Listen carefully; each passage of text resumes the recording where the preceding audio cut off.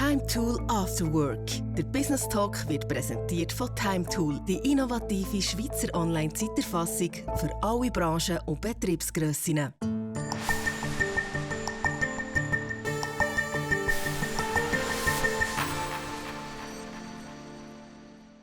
Madame, Monsieur, je suis très heureuse de vous accueillir pour ma toute première émission TimeTool After Work, le Business Talk.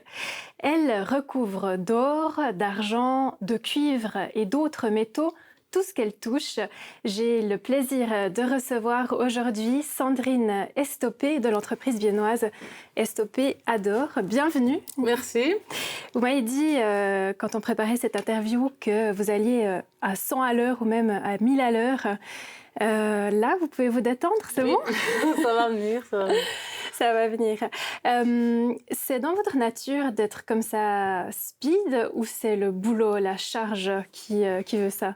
Peut-être que le boulot veut ça, mais je pense que ça fait partie de ma vie au quotidien, que ce soit à la maison ou dans ma vie de tous les jours. Alors, vous dirigez une entreprise de 40 personnes, hein, c'est pas rien. Vous êtes maman d'un garçon. Comment vous commencez votre journée pour retrouver l'énergie nécessaire? C'est quoi votre petit rituel?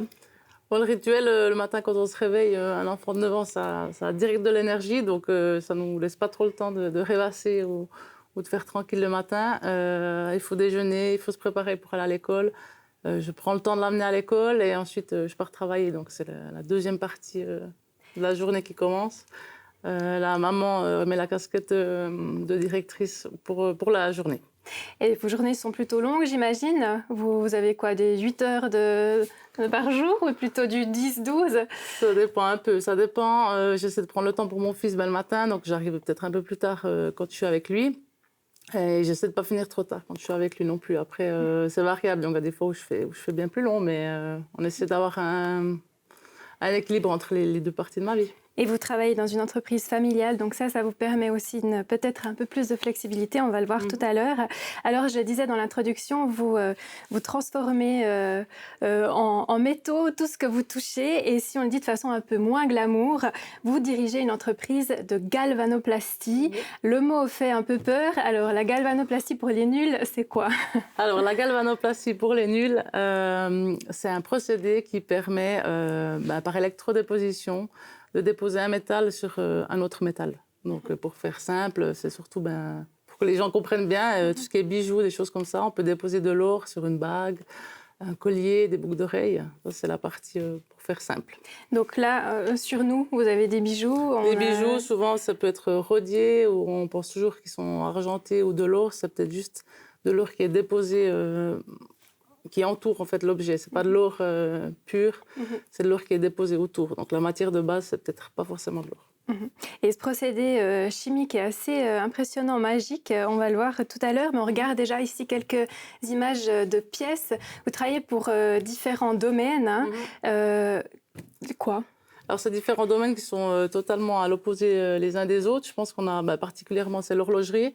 Donc là, c'est des pièces, on sait à quoi elles servent. C'est toutes les pièces qui sont à l'intérieur des montres, les pièces de mouvement. Donc tout ce qui est vraiment pour l'horlogerie. Et ensuite, on a une partie plutôt mécanique, décolletage, avec des pièces bien plus grandes. Elles peuvent faire jusqu'à 1 mètre de longueur. C'est vraiment pas les mêmes bains, pas la même manipulation, pas les mêmes contrôles, pas les mêmes spécificité, pardon. Et puis le médical aussi. Oui. Y a même des pièces, pour Colette qui me disait, voilà, des petites pièces qui vont finir sur un robot qui va aller sur Mars, ou alors même quelqu'un qui est venu une fois pour transformer sa moto. La moto, oui. Alors ça, on le fait plus maintenant, mais on nous a aussi raconté effectivement. C'est un peu une anecdote. Ils avaient fait toutes les parties, tout ce qui est métallisé en or, donc il y avait beaucoup de parties. La moto apparemment était toutes dorées, et ils sont venus une fois la montrer, parce que nous on fait des partie par partie. Ouais. C'est toujours difficile de s'imaginer où vont ces pièces au final, et là pour le coup c'était sur une moto, et il a voulu venir montrer le client la moto, la version finale. La version finale, une moto complètement dorée, voilà. Ça doit être assez spécial et impressionnant. Oui. Alors j'ai eu la chance lundi de pouvoir découvrir votre univers, votre entreprise, et puis j'ai fait quelques images. Je vous propose qu'on regarde. Là, peut-être vous pouvez nous commenter un petit peu ce qui est en train d'être fait. Alors, c'est Lucien qui tient un bouclard entre ses mains et qui le passe dans différents bains, des bains de préparation pour laver les pièces, les préparer à accueillir justement ce nouveau métal. Et là, on est passé dans un bain de palladium et de rhodium. Elles étaient dorées et là, elles sont argentées. Oui, hein. alors c'était pas doré, elles étaient en laiton, je pense, ouais. ou en tout cas en cuivre, donc c'est la matière de base. Et ensuite, il a passé dans des bains qui l'ont rendu grise. D'accord. Là, ici, c'est plutôt contrôle qualité, Oui. La pièce terminée, c'est un chromage noir. Oui, ça c'est vraiment pour l'esthétique, pour avoir la pièce noire. Tout ce qui est noir, c'est aussi pour l'optique. Là, on a Ça, des ici pièces, ça c'est cuivré et ensuite c'était la sous-couche et ensuite elles seront, on les a vues après chromées en noir. C'est des interrupteurs, peut-être pour les avions, des choses comme ça. Voilà. On arrive à s'imaginer que c'est les petits. Donc ça va vraiment dans vous touchez vraiment à tous les domaines, quoi. C'est très varié. L'aviation, ça va finir peut-être dans un cockpit. On ne sait pas justement, comme souvent interrupteur. on ne sait pas où c'est que ça se termine. C'est ça qui est intéressant dans le travail. Et puis justement, c'est quoi alors qui vous motive dans votre métier? C'est quoi qui vous donne envie de retourner tous les jours bosser autant d'heures? Alors, le métier en lui-même, le fait de ne pas savoir où vont les pièces, c'est hyper varié. Il y a plein de choses différentes. Et puis, les gens, c'est ce que je dis toujours, de mélanger. On a Bienne, on est une ville multiculturelle. Et chez nous, ça se ressent aussi beaucoup. Je me dis toujours, il y a des gens en dehors de chez nous qui ne se seraient jamais rencontrés, jamais ils auraient partagé un souper ou des choses comme ça. Puis ça me fait sourire quand je vois certains, ils essaient de se parler, ils font des mix de langues pour se comprendre. Enfin, je trouve ça assez sympa. Donc, une bonne ambiance. Et la galvanoplastie, il y a beaucoup d'entreprises de la sorte dans la région ou en Suisse. Il y a une forte concurrence. Alors oui et non, dans le sens où les très grandes entreprises, celles qui font partie de groupes, elles ont aussi ça à l'interne. Donc elles ont peut-être un petit département qui font leurs propres pièces. Après oui, on a des concurrents comme tout le monde. Mais il y a plein de procédés différents. Aussi le type de pièces à traiter, je pense c'est plutôt une bonne concurrence. Je veux dire, nous, les autres personnes qui font de la galvano, on les connaît bien. C'est plutôt... Il y a une complémentarité. Oui, ça peut être des partenaires. Nous, s'il y a un traitement qu'on ne fait pas, on va les aiguiller chez quelqu'un d'autre et on n'a pas de problème avec ça. Et puis je pense que c'est une concurrence saine qu'on a. On a de la chance. Vous êtes donc à la tête d'une entreprise qui est très très vieille puisqu'elle a 144 ans. Oui. Elle a été créée en 1880 par vos ancêtres. Oui. C'est quand même sûrement une lourde pression de devoir faire perdurer cet héritage familial. Comment vous vivez ça? C'est une pression, c'est sûr. Après, je ne suis pas toute seule, il y a mon frère. Donc on est surtout en binôme. On est 3 à la direction, mais principalement la famille avec mon frère. C'est clair, c'est une charge sur les épaules, mais on le fait avec plaisir. Et puis, c'est un challenge, on s'auto-challenge l'un et l'autre pour arriver à faire quelque chose et à faire perdurer en fait tout ça. Pour apprendre à avoir une relation familiale avec son frère, une relation professionnelle, pas familiale mais professionnelle, j'imagine que c'est pas facile. Mais ça s'est fait assez naturellement. Donc, du coup, moi, j'étais déjà partie de la maison depuis longtemps. Donc, on n'était pas forcément proches. On ne se voyait pas souvent. Donc, ça s'est fait naturellement pour se retrouver les deux à travailler ensemble. Mais ça s'est vraiment fait naturellement. Et puis, il n'y a pas de souci. Chacun a son domaine. Bien séparé. Lui, il est directeur plutôt il est vraiment de la technique. Lui, il est électroplaste. Et puis, on a justement, on le voyait tout à l'heure, le triumvirate. Là, on a le directeur RH, oui. Yann Bosch à gauche, et puis votre frère, Cyril Estopé à droite. Oui, on a les 3, la direction, et puis on a chacun notre domaine de prédilection. Et puis, on peut décider les choses assez rapidement entre nous 3. Et puis alors, vous êtes les descendants de cette famille. On va peut-être revoir l'image tout à l'heure des fondateurs. On a Louis Estopé à droite qui a épousé Lina Ador. Et ce qui est assez joli, c'est qu'il a apposé à côté d'Estopé son nom de famille à elle. Oui, parce qu'il est décédé aussi assez tôt, après coup. Et puis, c'était Lina Ador qui a repris un peu le flambeau en attendant que ses enfants soient assez âgés pour reprendre eux-mêmes le flambeau. Mais, donc, au début du XXe siècle, c'était quand même quelque chose de particulier, j'imagine, qu'une femme dirige seule l'entreprise. Oui, je pense que dans ces années-là, c'était assez...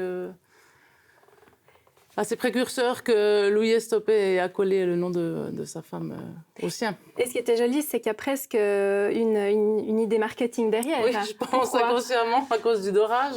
Voilà, Adore, dorage. Ça fait penser au dorage, ouais. Effectivement. Et puis en bas, on voit les prochaines générations avec votre papa en bas à droite, Olivier Estopé, qui a dirigé l'entreprise plus tard. Vous me disiez en préparation de l'interview qu'avec votre frère, vous fonctionnez au coup de cœur. S'il y a un truc qui nous botte, on le fait. Oui. Ça veut dire quoi, ça, dans la galvanoplastie? Oui. C'est quoi les coups de cœur qu'on peut avoir? Bon, alors, il n'y a pas de grandes nouveautés dans la galvanoplastie, mais il y a des compléments. Donc, il y a des traitements qui se font avant, des traitements qui se font après. Et puis, par exemple, on a réussi à développer la décoration horlogère, ça fait déjà quelques années, mais c'était quelque chose qui avait été fait par le passé, qui avait ensuite été oublié. Et on s'est dit ça, il faudrait qu'on le propose. C'est un traitement qu'on fait avant la galvano et c'est vraiment complémentaire. Et puis, on s'est dit, bon, on essaye, on tente. Et puis voilà, maintenant, je pense qu'on a plutôt bien réussi aussi dans ce domaine. Donc, si on a envie, s'il y a quelque chose qui nous parle, on fait des recherches et puis on se lance. Et puis vous y allez, donc une sacrée flexibilité. Avec quand même 150 ans d'histoire presque derrière vous, ça ouvre quand même des portes. Les premiers clients, c'était le futur Oméga des créateurs dans l'entreprise. C'est plus facile d'être comme ça à la tête d'une entreprise familiale. Bon, alors, on n'est pas parti de rien avec mon frère, on n'a rien construit, ça c'est clair. Il y avait déjà une base, donc c'est aussi plus facile comme ça. Mais après, on a dû quand même aller chercher, nous, il n'y avait pas notre papa qui était derrière pour nous présenter à ses clients. Il y avait mon oncle qui était là, c'est sûr, mais ce n'était pas dans la partie technique. Donc, on a dû quand même se faire tout seul et puis aller chercher, nous, les clients. On a beaucoup diversifié aussi entre-temps. On voit d'ailleurs là votre papa et vous, petite. Votre papa est décédé assez tôt. Oui. Vous aviez 9 ans. Exact. Comment ça vous a marqué cette expérience? Alors, maintenant que mon fils a 9 ans, je me suis dit toujours, mais qu'est-ce qu'il a retenu depuis sa naissance jusqu'à ses 9 ans. Donc, moi, j'ai peu de souvenirs avec mon papa, c'est clair, mis à part les photos. Mais je pense que quand ça arrivé, c'est clair, ma mère a dû nous élever tout seul, avec mon frère. Donc, je me suis dit à ce moment-là, il faut tout apprendre. Il faut essayer de tout savoir faire, parce qu'on peut se retrouver du jour au lendemain seul. Et puis c'est peut-être ça qui m'a un peu donné cette énergie et puis cette pêche de me dire, il faut apprendre ça, essayer un peu de toucher à tout pour pouvoir te débrouiller plus tard dans un peu tous les domaines. Être autonome, en fait. Autonome, ouais. C'était ça. Et vous l'avez dit tout à l'heure, quand il y a un truc qui vous botte, vous y allez si c'est possible. Et l'entreprise est passée en 2 ans, dans ces 2 dernières années, de 25 personnes à 40 personnes. Alors qu'on entend que les PME souffrent de pénurie de personnel, il semble que vous cartonniez. Donc la recette de succès, c'est quoi? Je ne sais pas, je ne pense pas qu'il y ait une recette particulière. C'est clair, depuis le Covid, quand il y a beaucoup d'entreprises qui ont fermé, nous, on a fermé, je pense, 2 jours, le temps qu'avec mon frère et mon collègue Yann Bush, on réfléchisse à quoi faire. Parce que comme on est sous-traitant, on avait déjà les pièces chez nous, des clients même qui sont fermés. On a dit, un jour, il faudra qu'on le fasse. Donc, on a continué à travailler en équipe réduite. Et puis, c'est un peu ça que ça a commencé nos meilleures années. Et puis, depuis, ça n'arrête pas d'augmenter. On a peut-être aussi plus de clients, plus diversifiés. On propose peut-être plus de traitements, maintenant, typiquement comme la décoration ou la pose d'épargne. C'est peut-être ça qui nous a fait grandir. Je n'ai pas de recette miracle ou autre à expliquer. Après, on est franc, on dit les choses. Avec mon frère, c'est un peu notre ligne de conduite. Ce qu'on ne sait pas faire, on ne va pas dire oui, on sait le faire. On ne sait pas le faire, on ne sait pas le faire. Pas maintenant. Volontiers, on peut développer des choses. Je pense qu'on est assez franc avec les clients et puis honnête. Et puis peut-être c'est ça qui marche. Puis malgré tout, il faut quand même rester concurrentiel et offrir des conditions de travail. On sait qu'aujourd'hui, c'est les employés, il faut que ça corresponde aussi à leurs souhaits, les temps partiels et autres. Et alors vous avez quelque chose d'assez intéressant, c'est-à-dire qu'on parle ces temps beaucoup de la semaine à 4 jours. Et vous donnez congé à votre personnel chaque vendredi après-midi alors qu'ils travaillent à 100%. Alors comment on y arrive ? Alors ça, c'est quelque chose qui était déjà établi quand moi je suis arrivée. C'est pas moi qui ai mis ça en place, mais ça m'arrange aussi, c'est plutôt bien. Effectivement, on travaille tous du lundi au vendredi midi à 100%. Ça fait environ 8h45 par jour, 5 heures le vendredi. pour que les employés aient congé le vendredi après-midi. Et ça leur permet de faire les choses avec leur famille ou leurs courses ou des choses comme ça. Donc les journées en fait sont un peu plus longues. Sont C'est un pas peu qu'il y a plus longues, moins oui. de temps de Non. travail. Oui. D'accord. Oui. Ça vous est arrivé de remettre en question ce modèle ou bien vous arrivez vraiment à faire ce qu'il faut dans les temps Non, ça joue bien comme ça. Et s'il y a des heures sup aussi à faire, le personnel, il préfère peut-être le faire le vendredi, il reste jusqu'à 2 ou 3 heures, au lieu de venir le samedi matin. Nous, c'est très rare qu'on travaille le samedi matin. Donc, non, on n'a jamais remis en doute cette façon de faire. cette façon de faire. Vous êtes devenue directrice en 2012 à l'âge de 26 ans. C'est quand même jeune. Comment vous l'avez vécu? Prendre si jeune les rênes d'une entreprise, c'est quand même assez fou. Oui, c'est jeune, maintenant quand vous le dites comme ça. Oui, c'est jeune, ça s'est fait, mais ça s'est vraiment fait naturellement et puis progressivement. C'est pas que du jour au lendemain, on m'a mis à cette place-là. Mon oncle était là pendant des années, puis pendant quelques années aussi, j'étais à ses côtés, j'ai pu beaucoup apprendre de sa part. Donc ça s'est vraiment fait progressivement. Il a baissé son taux aussi progressivement, et puis j'ai pu prendre le lead entre deux. Mon frère est arrivé aussi entre deux, et puis on a coopéré comme ça, et puis... Donc tout naturellement, ça s'est fait une suite. Transition en douceur. Mais on vous a quand même pas toujours pris au sérieux, hein, vous me disiez. Petite anecdote de la secrétaire. Voilà. Pas toujours. C'est clair que quand on est jeune et une femme, parfois ça crée un peu des petits soucis. Souvent, c'est clair, les clients, s'ils arrivaient et qu'ils ne savaient pas encore qui j'étais, ils me disaient peut-être parfois à peine bonjour, en pensant que j'étais peut-être une assistante, une secrétaire ou autre. Et après, en salle de conférence, quand j'arrive, que c'était moi, ils étaient un peu surpris. De par mon âge peut-être, mais c'est arrivé juste quelques fois. Maintenant, je pense qu'il n'y a plus de soucis à ce niveau-là. Donc là, vous sentez pas de différence Non, il y a de plus en plus de femmes dans notre milieu, ce qui est bien. Et puis moi, je n'ai pas de soucis avec ça. Même dans les entreprises, les PME viennoises et de la région, qui sont quand même assez dans la microtechnique et autres. Oui, quand même. Après, tout ce qui est technique, je ne suis pas non plus de la technique, c'est mon frère qui gère cette partie-là. Donc voilà, mais... j'ai pas trop de soucis de ce côté-là. Non. Alors, quand j'ai visité votre entreprise, j'ai quand même remarqué que les femmes étaient plutôt dans les ateliers au microscope. Elles contrôlaient les pièces et puis les hommes étaient au bain galvanique, en traitement plutôt chimique. Voilà. Comment vous expliquez cette répartition des tâches genrées? On a eu des apprentis électroplastes femmes, on a aussi eu des électroplastes femmes. Pas pour le moment, effectivement. Donc vous en avez eu? Oui, mais en ce moment, il n'y en a pas. En ce moment, il n'y en a pas.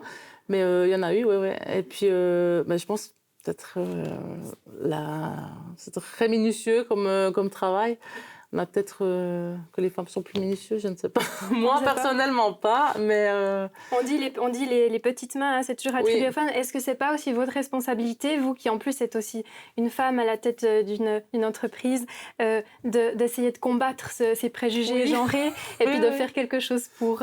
Oui, il faudrait, mais c'est vrai qu'on n'a pas eu en fait, même l'opportunité ou le choix. J'ai jamais eu une postulation pour un poste d'une visiteuse ou d'une contrôleuse homme, en fait. D'accord. Je n'ai même pas eu la possibilité. Il faudrait sensibiliser davantage. Oui. Je pense en tout cas au métier d'électroplaste. Mais je crois qu'il y a quand même quelques femmes dans le domaine, plus peut-être... Et celles qui se sont formées, elles sont restées chez vous après Elle est loin maintenant, elle est devenue maman, elle est au Portugal. Mais, et puis l'apprentie, non, je crois qu'elle a changé de domaine. Mais il y en a quand même des femmes dans le domaine. Oui. Très bien. Vous travaillez donc avec des métaux précieux qui viennent du monde entier. En fait, vous ne le savez même pas vraiment vous-même d'où ils viennent, puisque vous travaillez avec des fournisseurs. On le sait, hein, dans les mines, il peut y avoir des abus, du travail forcé, du travail des enfants. Alors, comment est-ce que vous pouvez assurer que l'extraction de ces minerais soit faite dans le respect des droits humains ? Alors nous, c'est nos fournisseurs qui nous garantissent. Il n'y a pas beaucoup de fournisseurs d'or en Suisse. Ils sont assez connus. C'est eux qui nous fournissent et qui prennent la responsabilité que l'or ou d'autres métaux soient extraits correctement. Après, nous, on est certifié ISO 9001, ISO 14001. Qu'est-ce que ça veut dire ? Donc on a du côté management et environnemental, donc on a un certain nombre de points à maintenir et un niveau de qualité aussi à avoir. Et nos fournisseurs doivent nous assurer que les minerais sont extraits de manière Mais c'est impossible d'avoir une garantie totale et ça vous met pas mal à l'aise. De vous dire que peut-être ce que vous avez entre les mains, ça provient d'une mine où des enfants ont travaillé, on ne sait pas. Oui, c'est ça, c'est ce que je veux aussi expliquer. Effectivement, on n'a aucune garantie, c'est comme tout dans ce monde. On nous garantit que, mais il n'y a pas de contrôle. Il devrait y avoir des contrôles de leur part. Oui, ça, ils devraient faire. Oui. C'est ce qu'ils garantissent en tout cas. Et puis les pièces, vous disiez, voilà, la plupart des pièces, vous ne savez pas où elles vont. Alors ça, s'il y a un mystère, vous trouvez ça aussi intéressant d'un côté, mais on peut aussi se dire, ces pièces, elles vont finir dans l'armement. Enfin, d'un point de vue éthique, vous, est-ce que ça vous posez des questions par rapport à ça? Est-ce que ça vous dérange? Alors, quand on ne sait pas où c'est fait, on arrive quand même plus ou moins à s'imaginer où sont faites les pièces. Après, ça nous est aussi arrivé de refuser certaines offres. Enfin, on nous a fait des demandes d'offres qu'on a refusé de faire parce qu'éthiquement, ça nous collait pas avec mon frère. Peu importe le chiffre d'affaires que ça pouvait générer ou autre. D'accord. Donc, il y a une réflexion par rapport à ça. Oui. On arrive bientôt au bout de cette interview. Votre leitmotiv, que je vous demandais, donc une petite phrase comme ça que vous répétez, on peut tout. Pourquoi? Ceux qui me connaissent vont rire. Pour moi, on peut tout, on peut au moins tout essayer. Qu'on y arrive ou qu'on n'y arrive pas, mais on peut se donner les moyens d'essayer. Oui, je pense qu'il faut essayer dans la vie. Et puis, c'est ce que vous essayez de transmettre à votre fils qui a 9 ans. Oui, et puis d'essayer voilà, de faire les choses et puis d'avoir le choix. En fait, moi, j'essaie de lui proposer plein de choses. Qu'il ait le choix de faire ce qu'il n'aime pas, avec les personnes qu'il a envie.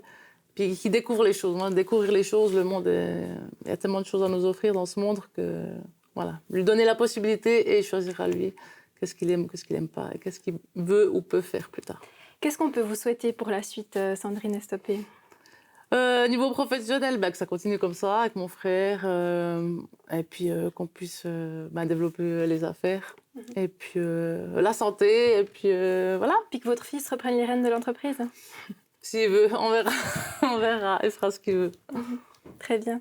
Je vous remercie en tout cas beaucoup pour cet entretien. Merci vous m'aviez dit au début, je ne suis pas sûre de vouloir venir, je préfère rester dans l'ombre. Oui. Finalement, vous aimez bien parler quand même, il me semble. Comment ça s'est passé pour vous?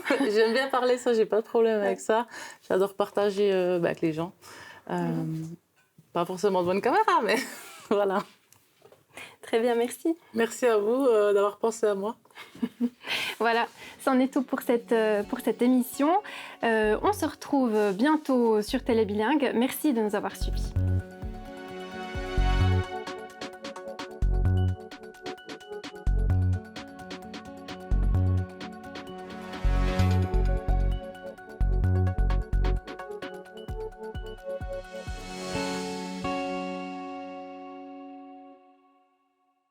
Time Tool After Work. Der Business Talk ist präsentiert worden von Time Tool, die innovative Schweizer Online-Zeiterfassung für alle Branchen und Betriebsgrössen.